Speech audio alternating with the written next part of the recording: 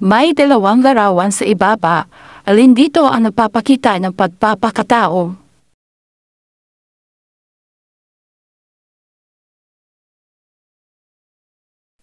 Ayon kay Max Scheler, mayroong tatlong katangian ang pagpapakatao.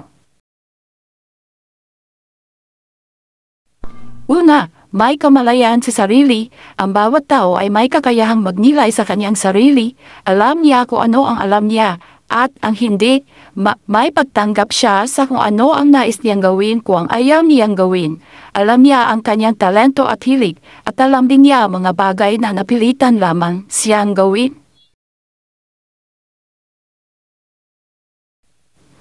Narito ang halimbawang sitwasyon sa paggamit ng kamalayan sa sarili.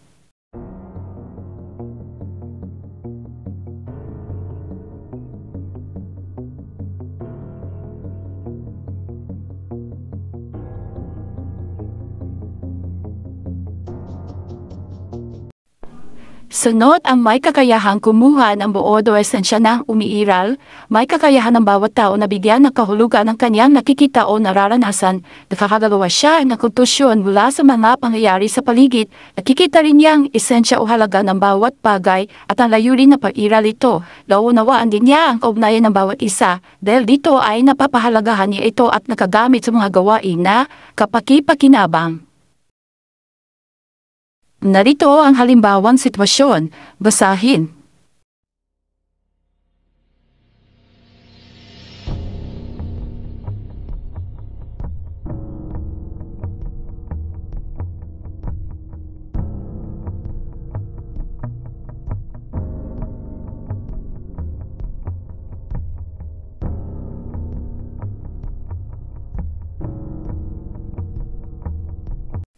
At ang huli ay ang umiiral na nagmamahal. Ang huling ito ay sinasabi ng pinakamahalagang katangian ng tao bilang persona.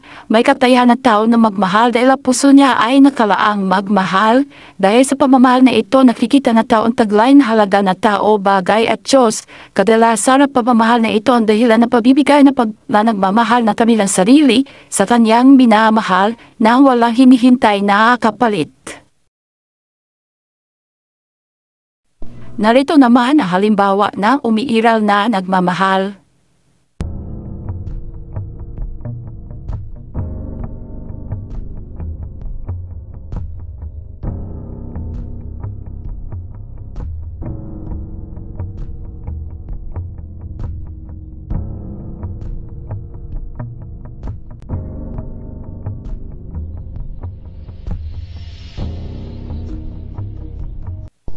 Naisa sa buhay mo ba ang tatlong katangian na pagpapakatao?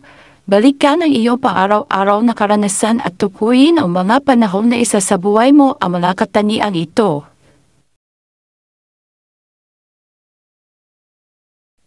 Huwag kalimutan na sagutin din ang tanong na nasa ibaba.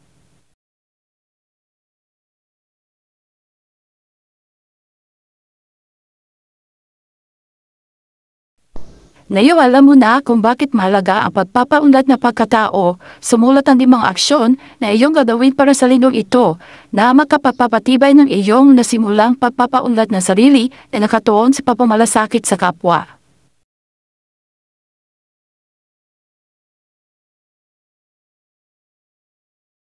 Sagutin rin ang mga sumusunod na mga tanong.